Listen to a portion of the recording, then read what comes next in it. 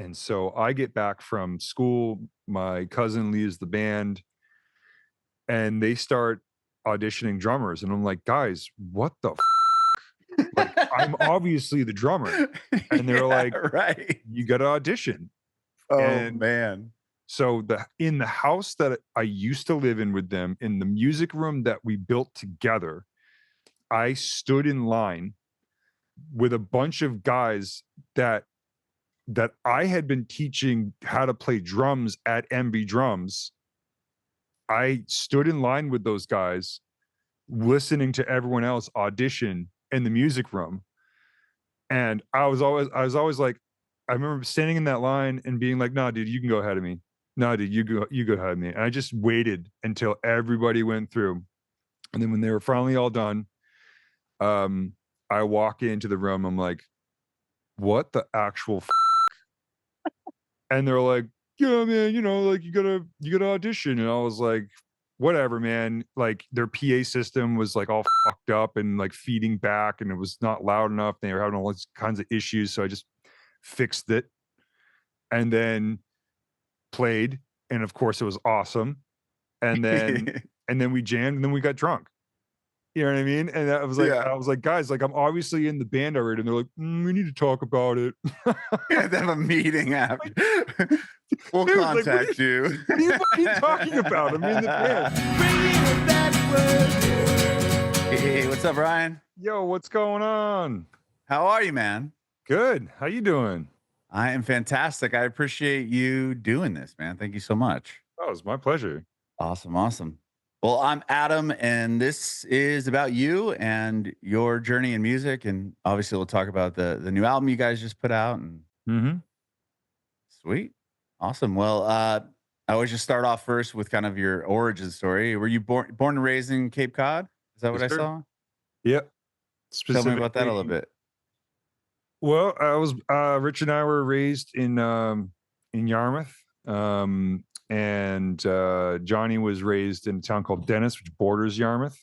Okay. Um, it's a Cape Cod, for those who don't know, is a peninsula off of Massachusetts. It's it's like in the shape of an arm that creates a bay that Boston sits on. Um, it's a beach town. It's exactly what you would imagine a northern beach town to be. It's gorgeous. There's lighthouses. Everything looks like a picturesque Hallmark postcard, you know, dream. And that's really what that place has, is it has beautiful, beautiful views everywhere you go. And we met Johnny in high school, because even though we were in different towns, the towns were so small that our high school shared with two towns. So it was called DY High School, Dennis Yarmouth High School, or as I like to refer to it, as delinquent youth. And yeah, we just had no intention of striking up a band by any means. We just played hacky sack in the hallways, and hung out with our friends and smoked weed Yeah. and shit. And then eventually, when we were in our uh I was 21, John was 20, um which is like a lifetime ago, because I'll be 40 next year. Oh, wow. I turn 40 next month. I'm like kind of scared. Damn, bro, you look good. Oh, thank you. I What are you appreciate it. eating? Pff, nothing good, I'm sure. All right, well, good on you, man. Do whatever you're You don't doing. look 40 either, brother. So Hell yeah. what are you doing? Well, alcohol for the outside boo-boos, alcohol for the inside boo-boos. You know what I'm There you saying, dog? go. That's hilarious. um, Yeah, wow. it was a great place to grow up, man. Yeah, yeah, no, 100%. Fucking great. My best friend's from Massachusetts, or he's from Maine, and then moved to Boston. But I grew up in San Diego. I live in Nashville now. It's but confusing story. But anyway, his parents still have the cottage in Cape Cod that they go to every summer. So they're out there right now. I was just curious. It's kind of like a town where people have that, right? Like a cottage, and they'll go there for the summer. And Totally. you guys live there all the time. Was that weird, kind of having like being in like a vacation town so to speak, I guess. Maybe it isn't, and I'm just totally confused. Look, it's all relative to perspective. That was all we knew.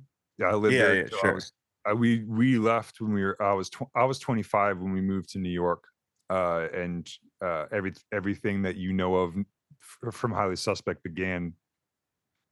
But until then, yeah, I mean, it was what it was. Like, the summer on Cape Cod is like something that you hear about in movies and you literally do see in movies. Hot Summer Nights, A24 film, Mhm. fantastic movie. It's on Cape Cod.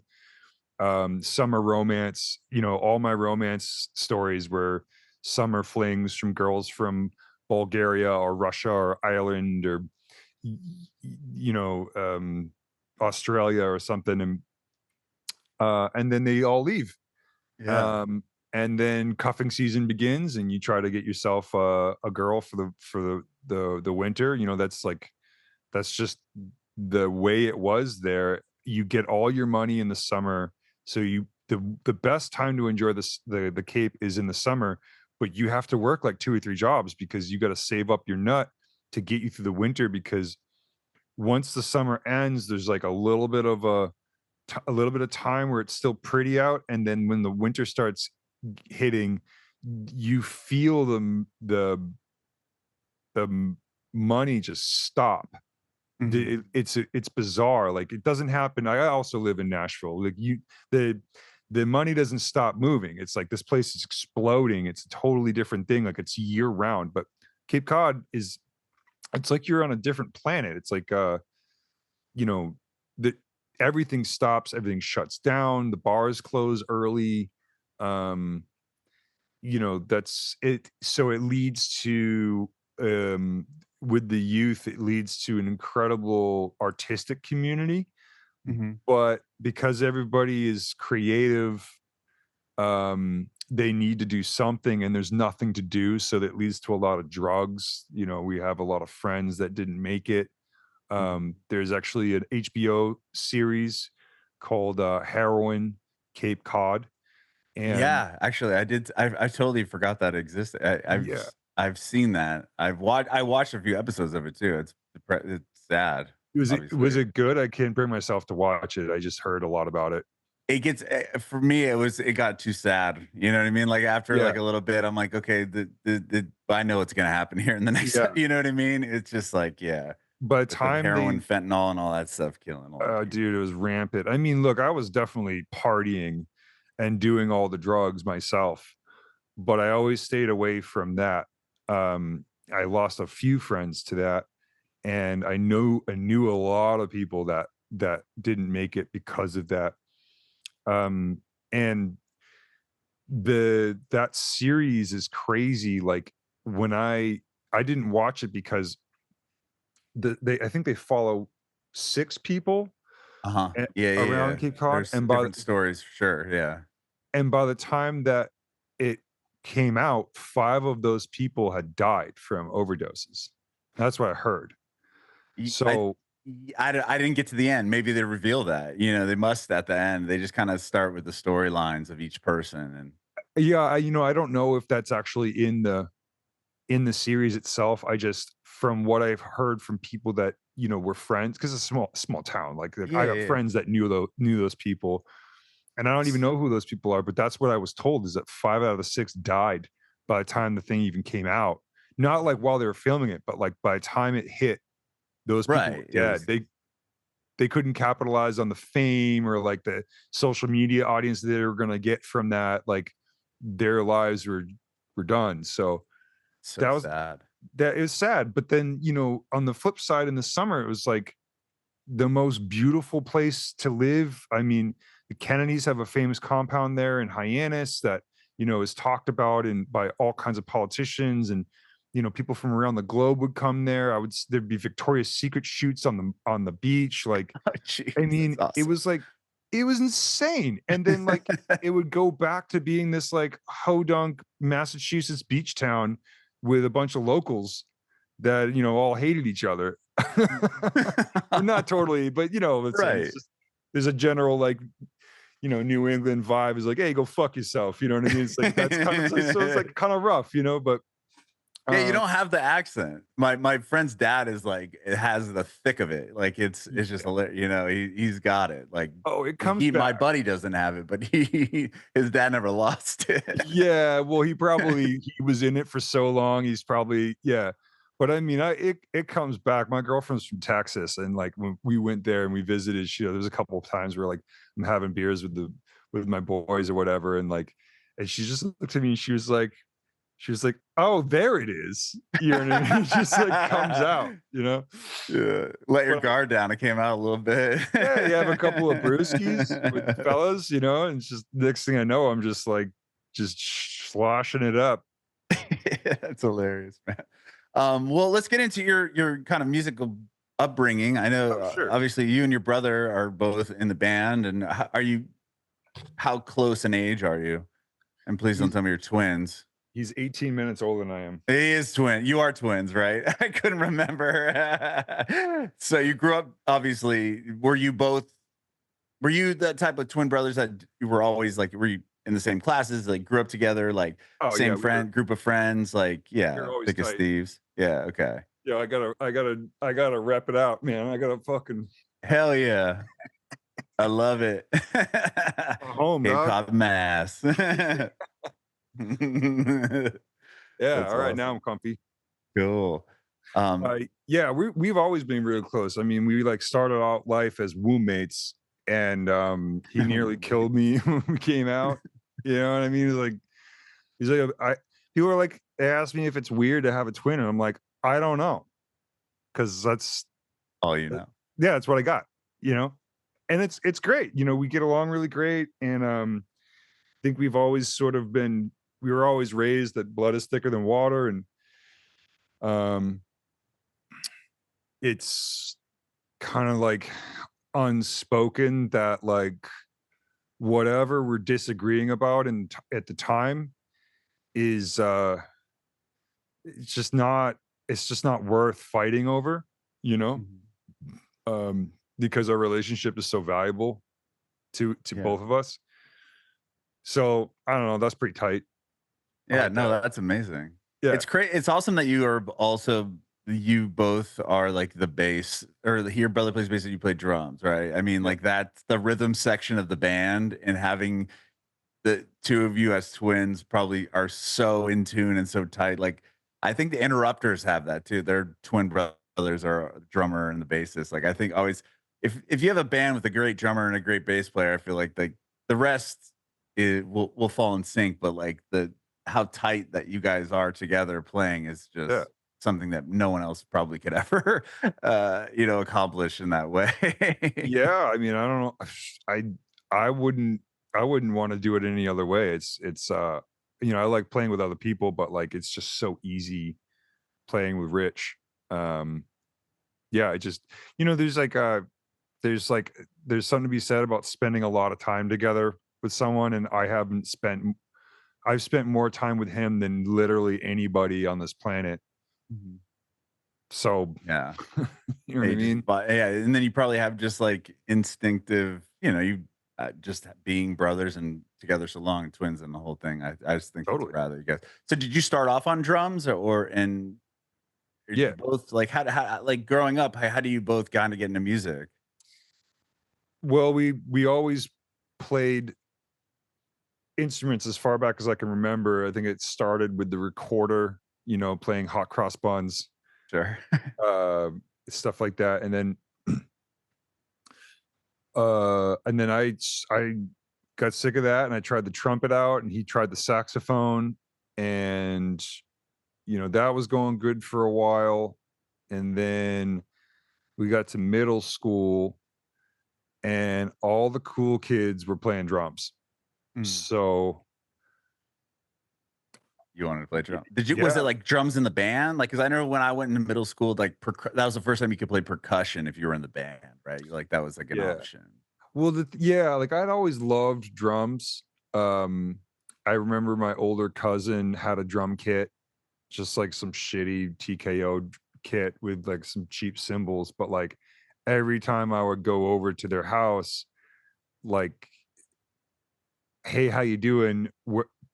See you later. I'm gonna go hit the drums, for like an hour and come back all sweaty.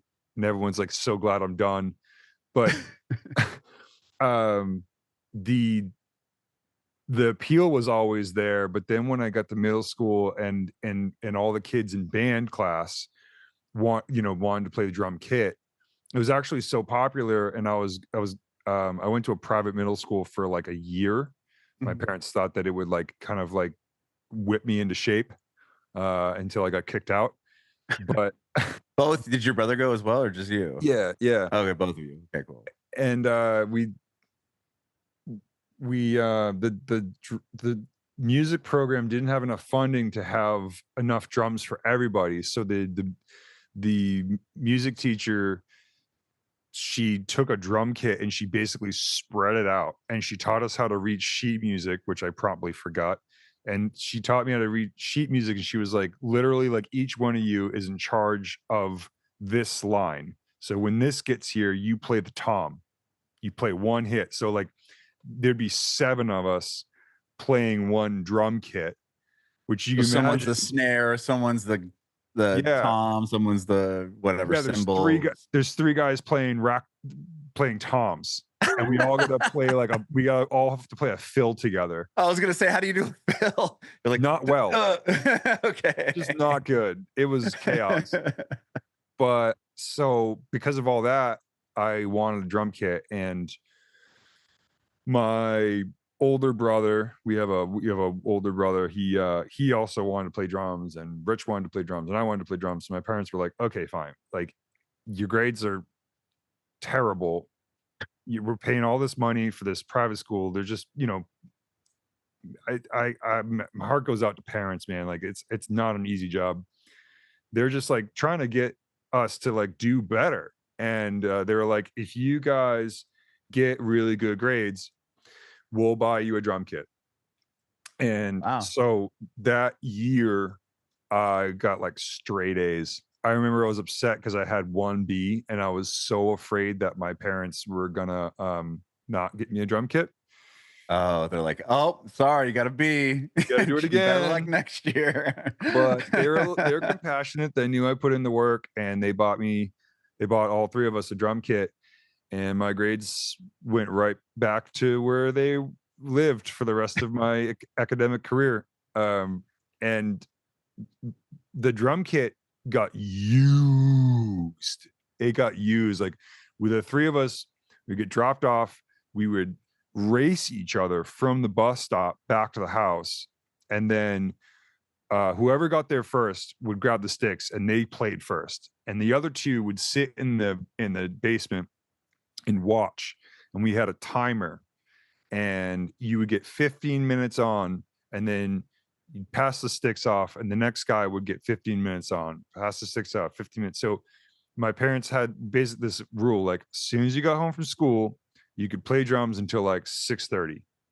So we were just trying to get in as many 15-minute sessions as you could Yeah. until it was dinner time, because then that was the cutoff.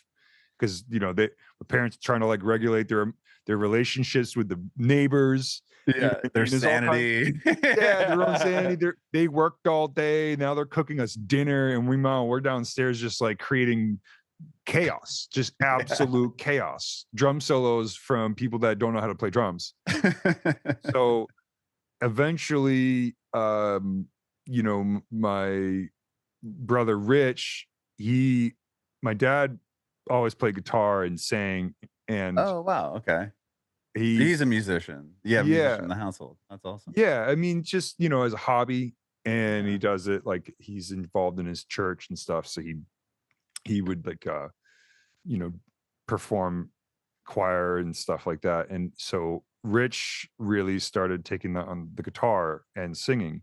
So he taught him how to play guitar, and he taught him how to like play piano, and Rich would practice his vocals with the piano, and he could do that whenever he wanted to. So he kind of like put the drums away. He Oh. didn't want it anymore, which was great for me because I only had to share the drum kit with one other brother now. Yeah. Twice as much time now. Yeah. And then he's 2 years older, so he gets out of high school, and he starts working, and he's landscaping, and he's tired all the time, doesn't want to play drums. And now the drums are mine. I own them. No one cares about them except for me. And I got to play them whenever I wanted to. And I was the only one that kind of just carried the torch. And I went from there. I went into lessons, and I became a part of this school on Cape Cod called MV Drums. It was taught by this guy Martin Vasquez. He was just still there doing it, and he just pumps out absolute monsters. That's Like awesome. insane. I got a friend here in town, Max Zaramamic. Probably just sorry, bro. I probably just wrecked your last name, but I can't spell it. There's like X's and Z's in it or whatever the fuck. Best drummer I've ever seen in my fucking life. And he's been playing for Miranda Lambert now for it's got to be 7 or 8 years at this point. Like, he's just, I mean, there's no one better. I mean, he's just so good, and he came from the same school. Wow, did you know him growing up or no? Yeah. Not super well. Because he was so beyond me musically that I would take lessons from him. Oh, okay. Like when Martin couldn't do a lesson, Max would come in and sit down, and he would know where I'm at and be like, okay, we're gonna work on these things. And he was sort of like, he was so good, he would sort of run the camp. Like it was like Tuesdays and Thursdays, we would all get in together and we would chop out, like there was a big group of us, and marching band style, and he would kind of run that. So he was sort of like, even though we're around the same age, I don't know if we're older or younger, he still just would he would still just be my supervisor. Like, I looked up to him. The guy could play anything. Yeah. So yeah, he's still doing it, man. He's still fucking crushing out there. Crazy. Wow. And when your brother started to play bass or guitar and sing and keys and all that stuff, did you both start jamming together? Or did No, that take a bit? we actually had polar opposite styles of music when he started, so we couldn't play. I was into like punk and ska and like Probably wanted to play grunge. fast, right? I wanted to play fast and hard, and I wanted to sweat. Yeah. And Rich he loved like Jack Johnson and Ray LaMontagne kind of stuff, and he still does, and he's really good at that. That's why there's always one song on a Highly Suspect record where he sings, and it's always like sort of polar opposite of the direction that the rest of the album is in. Mm-hmm. Yeah, I love that about your records. I think that's so cool that you all do that. Yeah, it's sort of like a trademark at this point. Yeah. So when do you start playing together? Just from what I was reading online, like you guys started what, like a cover band or something at some point? Yeah, so we moved in when we were in our 20s. John was using a fake ID to get to these bars. And we would go out like pretty much every single night, because when you're in your 20s, you don't get hangovers and you can operate on 3 hours of sleep. So sure. We would just like fill up water bottles with whiskey, and we would go out to the bar. And there was a really great music scene there at the time. It's kind of gone now, but there was a lot of cover bands, and people went out to see live music. So we would go out, and I would just see these guys playing covers, Brown Eyed Girl and Jimi Hendrix or Bob Marley or Sublime covers or whatever. And like the girls, dude, they were just dancing and having fun and just loving these dudes, and these guys were the man. And like they would take their set break and they would go outside to like smoke weed, and all the girls would follow them. And I was just like, I just remember being like, John, like we were like jam in the basement, just the two of us, because Rich didn't play bass yet. And he was like a totally different wavelength of music. So we couldn't so you and John would play before your brother was involved with you guys together as far as band. Okay. Yeah. He would we would jam all the time, and I knew we could play music together, and I was like, dude, like these bands, these dudes are out here like doing the thing we could totally do, and they're making, they're making money, but the beer's free and there's tons of chicks and it looks like so much fun. We could totally do that. I don't like I hate my job. I don't want to landscape anymore. I don't want to like do construction or plumbing. Like I'm sick of this shit. I don't want to do this for a living. My back already hurts. I'm not even old yet. Okay, Like like let's I'm 20. yeah, like I'm 6'3" and skinny. Like people like me shouldn't be laying bricks, you know what I mean? So um I was kind of like the first one to start pushing for them to I was like, guys, we could just play covers and we could make some money. I could probably make the same amount of money and we could, you know, party with chicks, get free beer. And that's literally how it started. And then they didn't want to do it. And finally I kind of hit a point where I just didn't feel like it was gonna get off the ground. So I went to a school in Boston for engineering, Okay. for audio engineering. And funny enough, I left and immediately they formed a band with my cousin on drums. No way. Yeah. You're like, And really? I've yeah, been pushing for this the whole time. yeah, yeah. I think like we still John and I still are, at odds from time to time. But in the beginning it was weird because we had such musical chemistry, but like, we would get into these like blowout arguments and uh he just didn't want to be in a band with me. So yeah, I left and I think he probably maybe saw me going to do something with my life. And he was like, maybe I could start a band. You know what I mean? So they did. And I was like, "Oh, all right, whatever. Well, you know, I'm in this studio learning how to record people and I need bands. So they were like an acoustic band. Like my cousin was playing a djembe and he was a great singer and they were playing acoustic guitars because mind you, Rich was playing acoustic guitar. Mhm. And so John would play acoustic guitar and they could set up anywhere. They could set up in a restaurant and it was nice and quiet and they were good. So that was the first EP that Highly Suspect ever made was an EP called First Offense, Uh-huh. and it's got some great hits on it, like called Smile On. Go check that out. You wanna hear some cringe? Uh Well, like there's John that's the one that has Not Me on it, right? Also, which I was on. think it does. I love it, but like John will fucking roll. He would just hate it if he knew I was plugging Talking this about thing it. right now. Yeah. He's like, "Get your smile on," like fucking just totally making this like he was just trying to because the whole thing was again, like we were just trying to get chicks. Like, Yeah. we were just 20-year-old dudes that were just like, I just want girls. And So you recorded that EP, I but yeah, were you? yeah. But you weren't in the band at that I point, wasn't, technically. no. Oh my gosh. That recording I didn't actually record because I didn't do a very good job because I was, mind you, a student, but I Uh-huh. did record the demos for it. Um, they came up to Boston and I was able to book studio time, and then I would record them, and I still have those recordings. That's Um, awesome.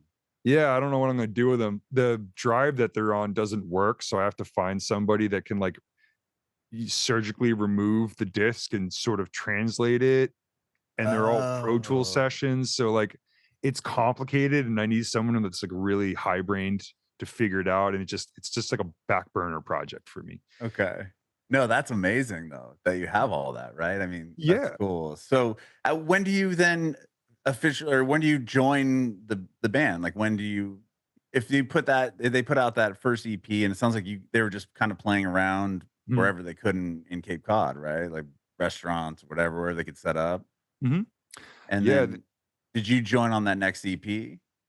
yeah, so I get out of school and I try to hack it in Boston, can't can't do it, end up moving back home with my parents, getting a landscaping job again, and, the timing, funny enough, was, my cousin is um he's just that kind of lifestyle just wasn't really for him. He's a very quiet person, very Mhm. talented, but very quiet. And they at the time were opening for a band called Roots Down Below that was a really popular rock reggae band on the Cape. Mhm. So they immediately, and because we were like a part of the scene, everybody knew us anyways.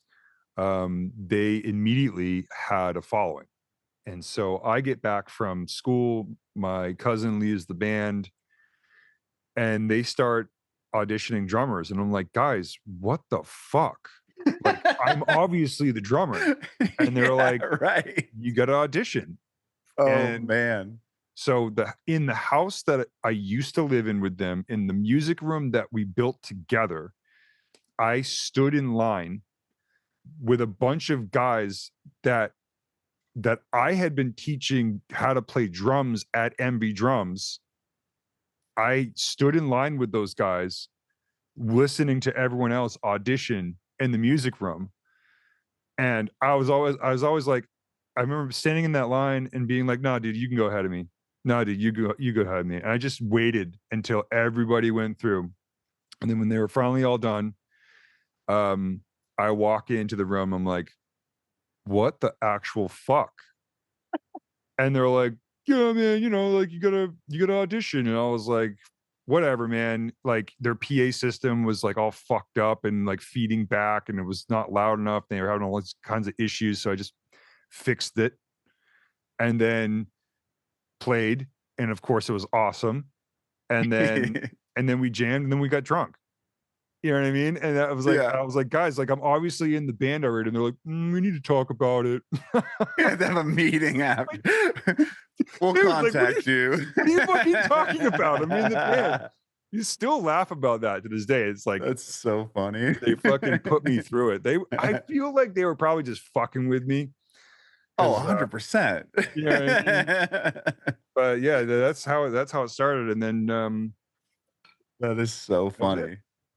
Yeah, And and then, then yeah, you guys put out a handful of, or you did a few more releases, right? Of EPs, and then what became the self-titled first Highly Suspect, like, compilation of a lot of that stuff, right? yeah, so there was an EP that came out, I think after First Offense. So long ago, I can't remember, but Yeah, the Gang Line, and then you had, like, the Worst Humans, I think. yeah, Another well, one, yeah. so you're right. The Gangline EP came out. They recorded that one with full band. Michael, my cousin, helped write those. I think it was like 3 songs, Mhm. and because they had this fan base built in already, but they didn't know how to use this technical PA equipment. But I had learned how to do all that stuff at school. Um, I brought that to the band, so like we started playing these gigs, we started making money. I kind of, helped them get organized with all that stuff. There's always somebody that is like the hyper organized one, and that was sort of Yeah. me. So I was annoying, right? But I was super focused and organized. So I helped them get better PA equipment. I ran the PA equipment, so would have the console behind the drums, and they would go out front, and they would be like, "Okay, like this is too quiet, this is too loud, or whatever," and I would just run it. Or if something would feed back, I'd have to keep playing the drums while I turned around and like adjusted something on the thing, and Oh my gosh. You were like, yeah, you were the sound engineer and drumming at the same yeah, time. and the Oh my roadie and the tour manager god. and And the and manager of the band. and booking the shows. Yeah, it was, yeah, all the hats. Well, we kinda managed it all together. It wasn't really, like, a lot to manage, I came in and I did all the jobs they didn't wanna do. Right. Because again, I was the new guy.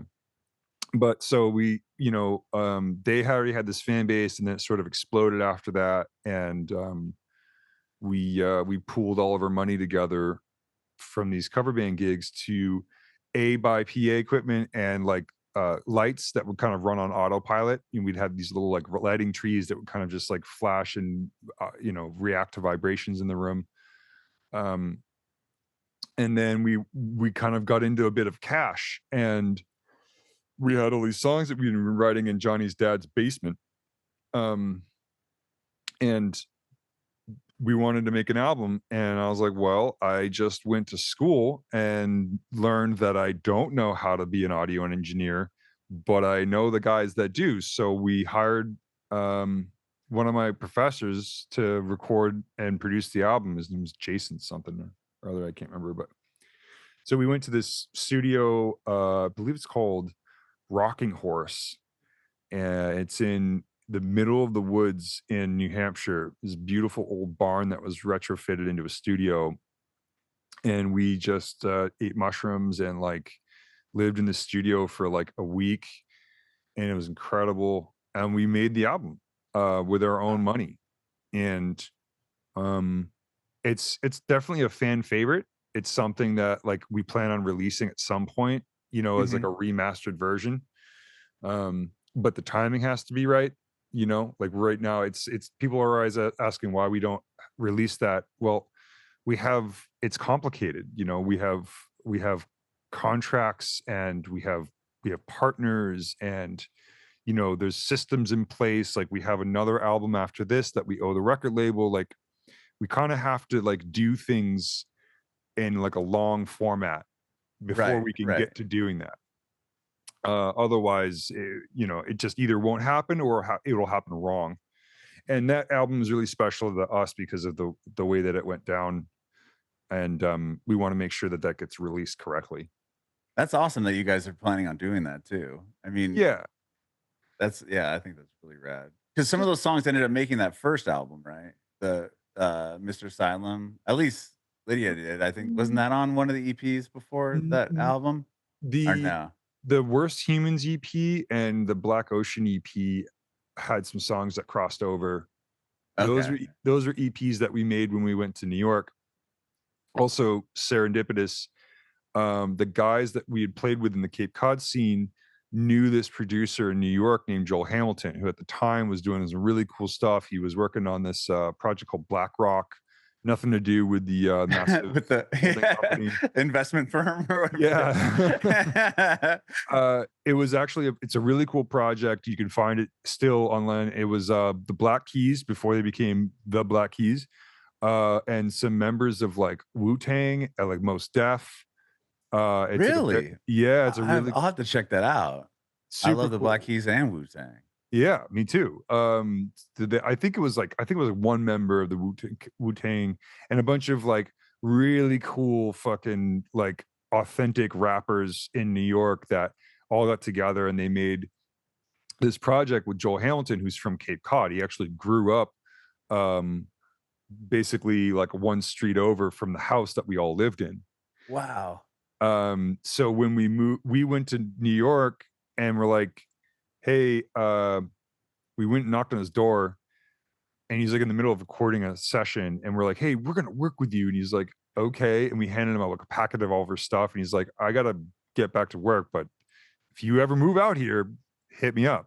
So we move out to New York, and John's, you know, we're broke. John's busking on the subway by our house. We didn't realize it, but his apartment, he owned an apartment like literally one block over from where we were living in Brooklyn, Wow. which also happens to be the first place we looked at when we moved to Brooklyn, and we lived there for a long time. John still has the apartment. I think he rents it out now, but Wow. so he's busking in this subway, and this lady who was renting Joel's apartment walks past John, and he's doing a blues rendition of Billie Jean, Michael Jackson. Mhm. And of course he's like crushing it, and she's like, holy shit, like you should really talk to my landlord who's a producer. And he's like, oh yeah, I would love to do that. And he hands her our business card, which had like our MySpace or Facebook fucking link on it or something. And so sure enough, she like goes to Joel and she gives him the card, and he's like, holy fuck, are these guys living in Brooklyn? And she's like, yeah, I saw this guy living like busking on the subway. And he was like, I what the fuck? So he reaches out to us and he's like, guys, I told you if you moved to New York, I would produce you. Let's talk. You actually did it. You actually got off the island and you moved here. So like, let's chat. So we met up with him and he was like, he went to the studio and he was like, look, how can we make this work? Because I know you guys don't have any money. I mean, we were like, we couldn't even pay our rent. And so we did it a couple of ways. We helped him because we had construction backgrounds. We helped him build the studio that he still owns and operates. There's No way. videos of us like, yeah, like putting up walls and like, sheetrock insulation and building floors and stuff. Um, and then also Rich's girlfriend at the time was the daughter of Joseph Carr, who owns Carr Wine, or Josh. Have you seen, like, do you like wine? I don't know much about it, to be Okay, honest. well, if you go out and you go to the liquor store, you'll most likely see a bottle of a mixed blend of red called Josh, and Josh, that I'm gonna look it up right now. it's Josh made by Wine. Joseph Carr, Carr. The higher end wine is just called Carr, Carr. Okay. So this guy he owned this wine company that at the time was doing really well. Now it's doing really well.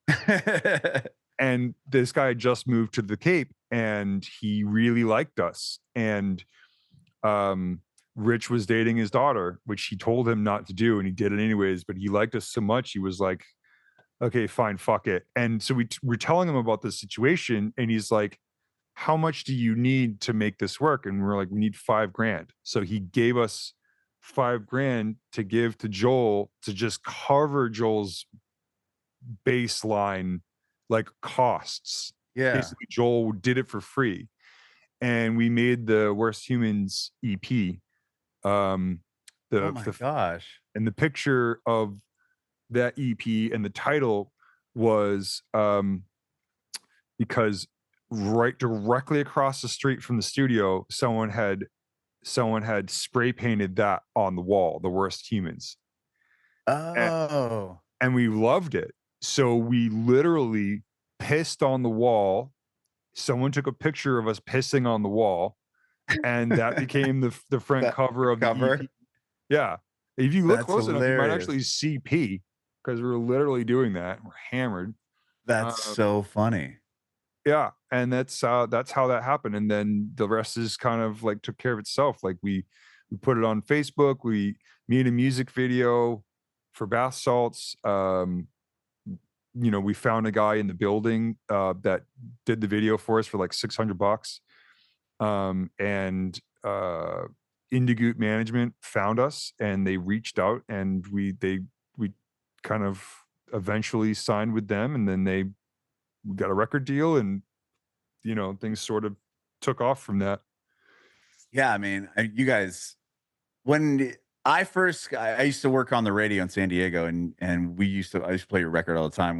But I don't think we played Lydia. I think we didn't start playing uh you guys. We were late to the game.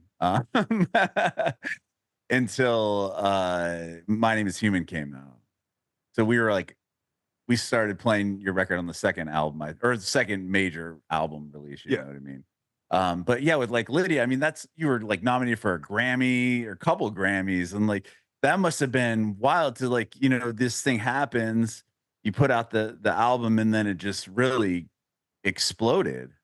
Yeah. So I mean, now that we've got all the background covered, um, it was shortly after that we got the nominations for 2 Grammys: Best Rock Song, Best Rock Album.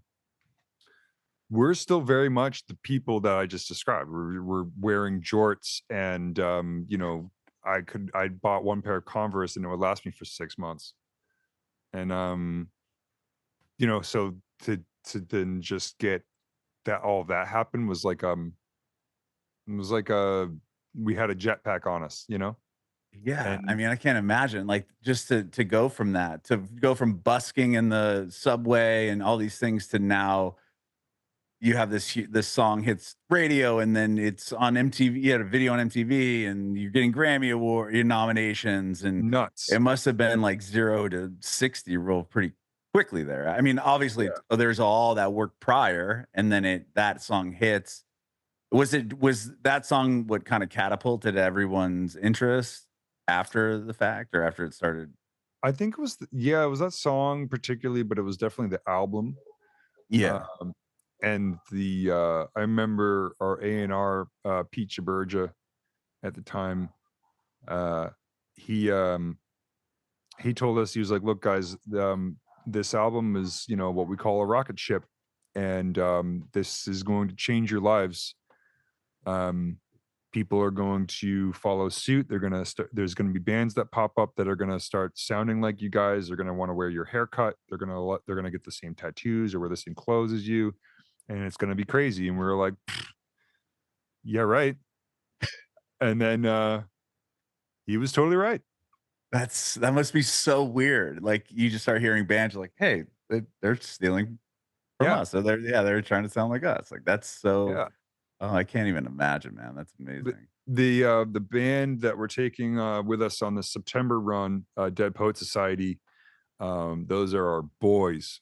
I've Um, had them on my podcast before. Someone from that band, I remember. I couldn't remember. one of the Jacks, one of the two Jacks. Yeah, I was gonna look. I should look real. But yeah, so were those guys one that you? Yeah, when we for I found them and brought them to the guys, and they were of course like, well, they're awesome, and I was like, yeah, and then so we do a tour with them, and they're just like shitting themselves, and we're like, what do you mean? They're like, you guys don't understand, like Jack Underolfer, I can't remember his last name, the singer of that band, I think it's pronounced something like that. We were like getting drunk, and he's like, no, dude, like, you don't get it. This is just so weird for me. And I'm like, what do you mean? He's like, I'm ashamed to admit it, but um, when he was in high school, the only album he listened to was Mr. Asylum. No way. Only That's album. crazy. And this is the whole band, by the way, are all Berkeley graduates. They're all complete badasses, like Yeah. insane musicians. And like we're a bunch of like degenerate fucking landscapers that picked up instruments and like somehow got catapulted into this music space. And these guys who can literally fucking play fretless guitars and do anything are like, you're amazing. And I'm like, what the fuck? I don't know. I can't even read music. Like, what do you mean? You're amazing. Like, what the fuck? Then there was another band, I think it was Cleopatra, two guys out of Canada. Fucking great band. I just briefly chatted with them once on Instagram, and they told me the same thing. And you know, I think there's a couple other bands, a Bad Flower. Oh yeah, Bad Flower's another huge artist. I mean, Yeah, that's good friends crazy. of mine. Yeah, Josh lives in he lives south of here. Uh, Okay.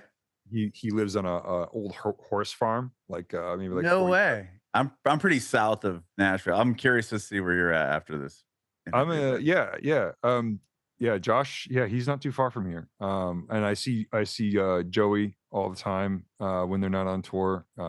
Josh's guitar player. He's the guy with the long curly hair. okay, He's yeah, yeah. always wearing a hat. Yeah.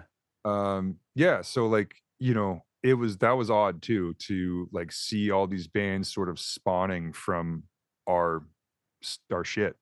It's weird. Yeah, yeah.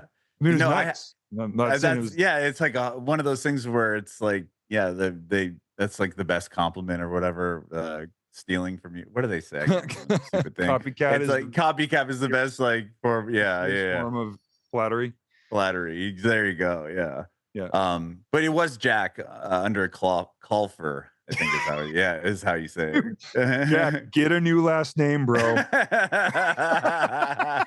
Yeah, I had him on a while ago. It was like in 21 February. So we were probably Man, pandemic bound at that point still. you should But have a follow-up chit chat with him. I would love to. That would be Yeah. rad. Especially too, because we're gonna go on the road, so he'll probably have some good stories to share after that. Oh, yeah. I'll definitely have to reach out to him again. That'd be We're great. we're playing a show in Boston on this run. Those guys are also a bunch of massholes. Um, it's basically a hometown show for both bands. There's a third opener as well, another opener as well that's from our hometown of Cape Cod called the Doombilly All Stars, and they're going to open the show. So it's be three bands from Massachusetts playing in Jeez. Massachusetts. It's going to be fucking crazy. That is wild. You're not doing Nashville though. I was bummed. You're playing Kentucky, but you're doing the festival up there, right? So Nashville is a very special town. It's what, it's an A market. And the last time we were here, we played at the Ryman, So Did you really? Oh my god. yeah, look, they gave us these little A little things. Bible, or is that a Bible? It looks It's like a well, Bible. I mean, the Ryman used to be a Yeah, church, church, right? but it's got like road stuff in it. It's got like band-aids and you That's know, dope. like little pair of scissors and like yeah, like little music stuff in here. And yeah, so that was a really special show. And the next show we play here also needs to be special. Like this town, if your show is not special, people can see fucking Chris Stapleton on a Tuesday crush Bridgestone. You know what I mean? Like the Right. competition is fierce. So we're gonna be playing Nashville again, but we're gonna make sure that it's like a banger before we Love do it. it. Well, I Yeah. cannot wait, man. Well, tell me about this new album. You guys just put the album out last month. We're still in August, right? Or it was in July, I think. Something like that. Yeah, I think it was like Yeah. mid to end of July sometime. Um yeah, the album was a hell of an album to make. It was like a make or break for the band, to be honest. We put out a Really? couple of yeah, we put out a couple of records that were challenging in the wrong ways. And they were experimental in a lot of ways, and they showed us what we didn't want and what we wanted. Um, and so we made a couple records that kind of divided fans. Some fans liked it, some fans didn't. A lot of fans were confused. I mean, makes sense. Like, I love Turnstile. If all of a sudden Turnstile was like dropped a fucking jazz record, I'd be like, the fuck is this? You know what I mean? Like, that's not Turnstile. I wanted punk rock and I got jazz. So it was like it was a thing we had to do, I think. Um, John had to get that out of his system. We were the only rock band on a hip hop label. So there's a Mhm. lot of influence on that, like hip hop artists were not doing the things the way we were doing them, like Young Thug and Fetty Wap and Migos and Meg Thee Stallion. Those were our label mates.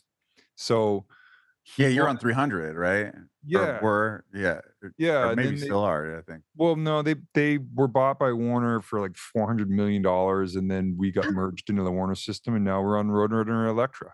Oh yeah, yeah, Electra. That's what it was. Okay. Great label, honestly, like was a godsend for us because as much as 300 fucking crushed for us, there was also equally a level of difficulty because rock bands don't operate the way hip hop artists do. Mhm. And so we were kind of suffering a lot from that. One of those being John was so heavily influenced by what they were doing that he wanted to make an album like the way the rap artists were doing them. And so, that's why Glizzy, I think is his name. He did a feature on the album. Young Thug did a Young feature on Thug the was on the album. album. Yeah. And like, the band basically worked on half of that album, and then the rest of it was John. And we were supportive of him and his journey. We wanted him to like, see if it would work because maybe it works and fuck me.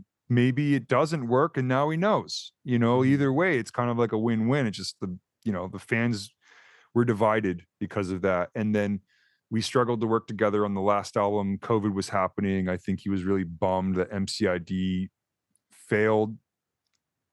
And part of it was also like that he didn't know for sure if it had failed, because even though it was kind of failing in the beginning, it was only out for like a month and then COVID hit.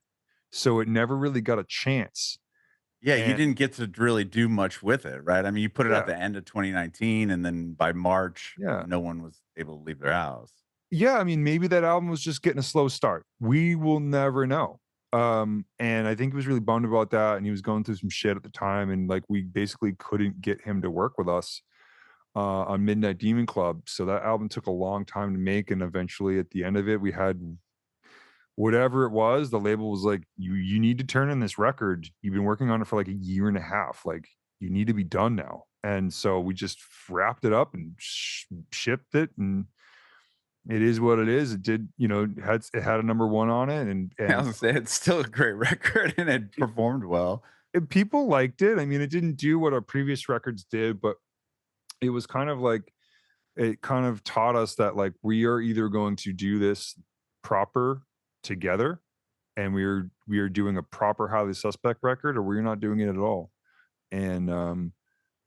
And through the process of making that album, it brought us closer together. It helped us get through a lot of the bullshit that we had accumulated over time. And the end product is something that we all love, and the fans seem to really accept it, and they love it as well. They're really stoked on it. So it was a big win. A lot of like the strife and trauma that we went through was kind of like what allowed the records that we just made to be made, and we would have never made it if it weren't for all that shit that we went through. Do you feel like when in the process of recording it, did that some of that come out as far as like, I don't know, like therapeutically, like lyrically, or in the Yeah, music, yeah, or I was mean, it just kind of happening as it was going on? yeah, well, music is therapeutic. It's not therapy, but it is therapeutic to write about those things. And it can really help people that that are writing about all the things they've been through, to kind of like air that out. And I think that's what kind of happened for John. He writes about all the things that he was going through, um, with his father, with his relationships, and as you can imagine, the people that were really close to John were affected by proxy. So, you listen to the stuff that he writes about, it's heavy, and he was going through some bullshit. And the people that were really close were also affected by that bullshit, i.e. his band. And so that the record, As Above So Below, sort of explains the strife and hardship that the band has been going through for the past 6 years. It was like make or break. It was either the band almost broke up so many times. And I think now, because of that record, we're becoming stronger than we've ever been. Love that, man. Well, I'm glad that you were able to do that and get together and put that out, because it'd be a shame if the band broke up. It would be, man. It would suck ass, dude. Yeah, dude, totally. Well, I know you got to run. I got one more quick question for you. I Sure. want to know if you have, and thank you so much, Ryan, for doing this, dude. You've been so awesome. I really, really appreciate it. I want to know if you have any advice for aspiring artists. Um, yeah. Uh, our producer Joel Hamilton said to me once, "Your life is your music is your life translated through your talents. If you don't live a life, you have nothing to write about." So my advice to aspiring artists out there is to practice your ass off, but write from the heart. Don't be afraid to be yourself. Don't follow trends. Do what's true to you and be original and unique, and know that that will be hard. It'll be really hard to do, but it's the only way to do it. Bringing it back.